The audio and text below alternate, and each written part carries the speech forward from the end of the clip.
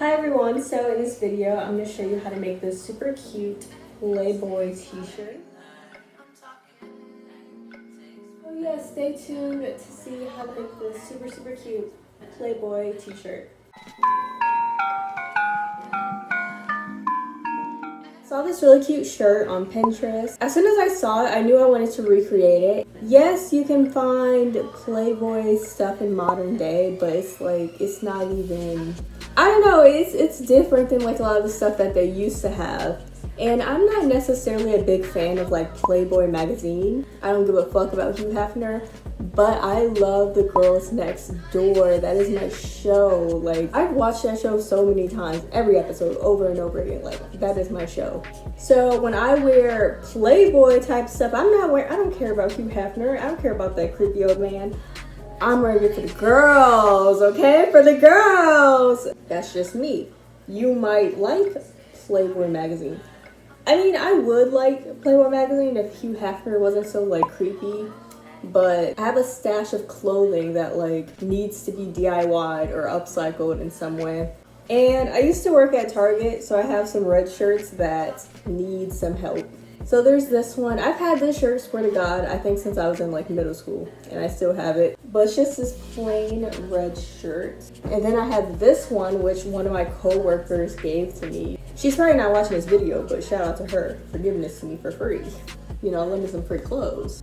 But yeah, this is like an ugly, like nurse type of shirt. Like if I was a nurse, I would probably wear this, but you know, I don't do well with blood, so I'm not a nurse. So I guess, yeah, let's start the DIY or die. This is what this shirt looks like right now normally. It's just plain red. Pretty much I'm gonna try and tighten the sides, crop it, make it a bit shorter. I don't know what the fuck I'm gonna do with the sleeves, but I gotta do something with the sleeves. Because in the picture, the sleeves are kind of like cut off mostly. But first I'm gonna start off with just tightening and cropping the shirt. So I started off by flipping my t-shirt inside out, and then I laid it on my work surface, which for me was the floor, but whatever you got. So in the video, I actually showed two different red shirts. The one that had white polka dots and hearts on it, I was going to use that shirt, but then I realized the fabric wasn't stretchy enough. So you definitely want to make sure you're going with a stretchy t-shirt. So that's why I went with this one instead. So after your shirt is laid out flat on the floor, you're just going to grab a t-shirt that does fit you tightly or fits you however you want the shirt to fit. You're going to lay it on top of your oversized shirt. Next, you're going to grab your pins. I got mine from Walmart a few years ago. If I can find them, I'll link them in the description. But you're just going to go ahead and pin completely around the extra space. So this is how my shirt looks after it is completely pinned, and I am just going to use my sewing machine to sew across that line. So this is how the shirt looks after I finished sewing it. I use a zigzag stitch, and if you do not have a sewing machine, you can just sew this by hand. I finished sewing up the sides, making it tighter. You can do it tighter than this, but I need to breathe, so I am going to crop it. Really, you should crop it before tightening the sides, but I was like, I don't know how short I want to make it yet. And I still don't know how short I want to make it, but whenever I figure that out, I'll do that. But I'm going to go ahead and cut the, like the V-neck area. So I think I'm just going to get a pair of scissors and then just cut a straight line and go from there. I put a pin where I, like, am going to cut at. I can cut it deeper, but the thing is for me is that I would rather cut it a little bit, see how the length is, and then cut it more if I need to, rather than, oh, I cut it too deep and now it's fucked, you know. But yeah, I'm just gonna cut a little. I'm starting off with just one line. Do not cut a V to start with, because shit, you don't know how it's gonna look. Do one line and then we'll go from there.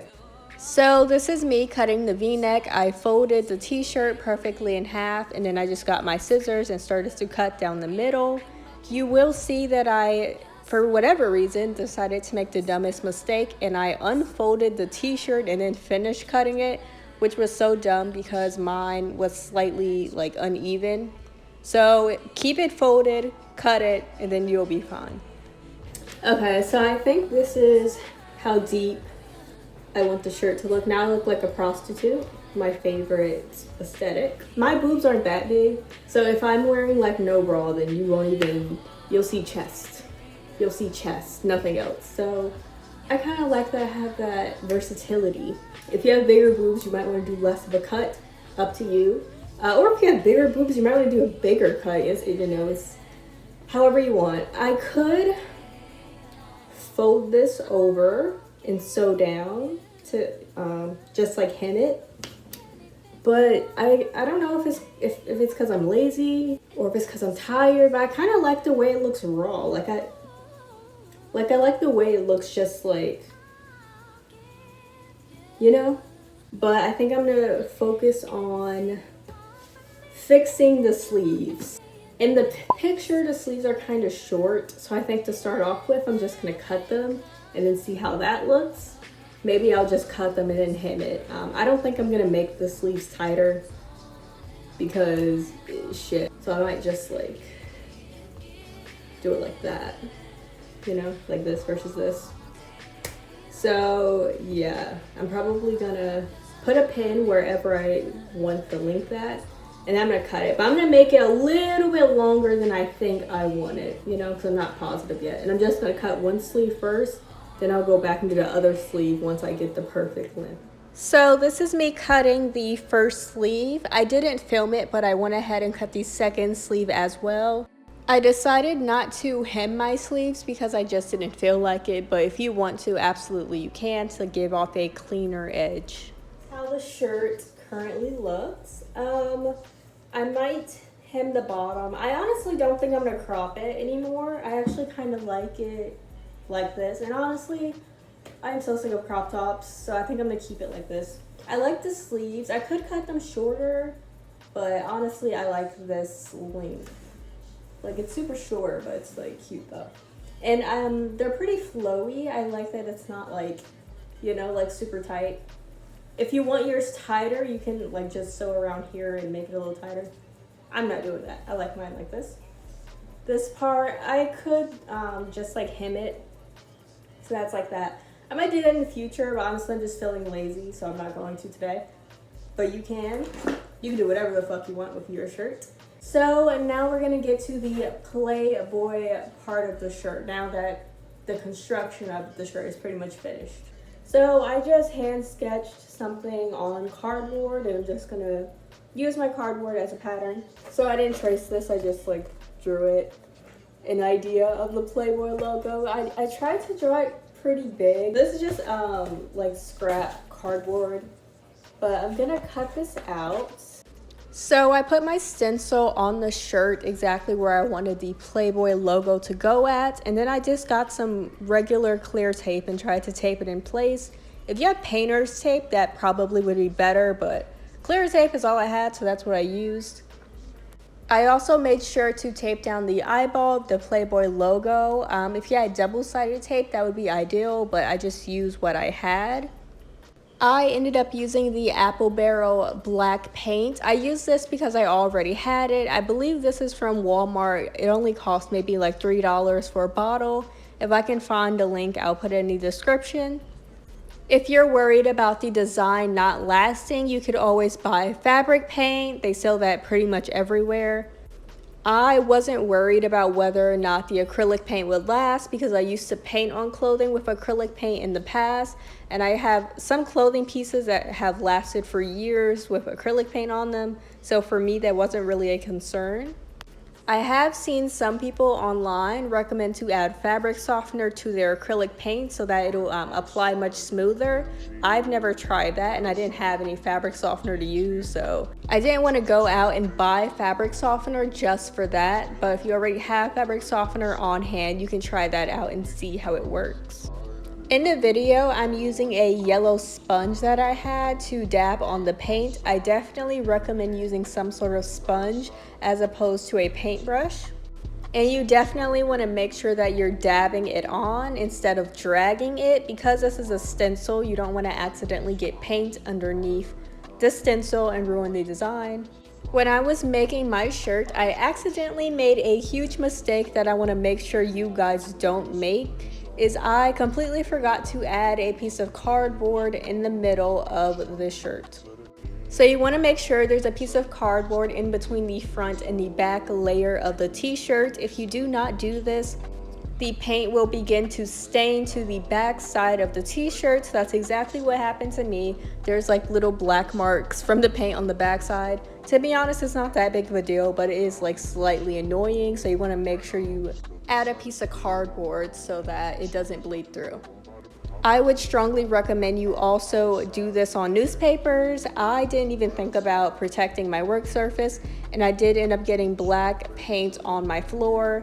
I was able to wash it off, but still it's just inconvenient, so I would totally recommend doing this on newspapers. I also want to mention the fact that I held down the stencil the entire time I was painting just to make sure that not a bunch of paint gets underneath the stencil, so I definitely recommend doing that as well. I made sure to take my stencil off while the paint was still wet, and then I went ahead and grabbed the eyeball and ripped that off too with a pair of tweezers. I was satisfied with how my design came out, but if you want yours to have a cleaner look, you can grab more black paint and a paintbrush and just go around the edges and make sure everything is perfectly smooth. After I made sure all of the paint was 100% dry, I went and grabbed my iron and I just ironed my design. The reason why we do this is so that the design will set onto the t-shirt and you don't have to worry about it washing off whenever you go to wash your clothes. I have seen some people online say that they like to put theirs in the dryer right after ironing it just to make sure the design is up there, so you can do that if you would like. When using acrylic paint on clothing, I have noticed that if you do thicker layers that the paint is more likely to come off whenever you throw it in a washing machine. If you do have a small patch that ends up washing off, then I would just say to repaint that area with black paint in a thin layer, iron it, and then after that you should be set. Also with my shirt, I didn't film it, but I did end up hemming the bottom, and then I made the sleeves slightly smaller. Not much of a difference, but I did end up doing that off camera. So I hope everyone really enjoyed me making this t-shirt. I have a lot more DIYs, in this type of style coming up, so stay tuned, subscribe, and you'll see more content like this. You can follow my social medias, Twitter, Instagram, TikTok. Everything is linked in the description box, and that's all I have to say. Peace out.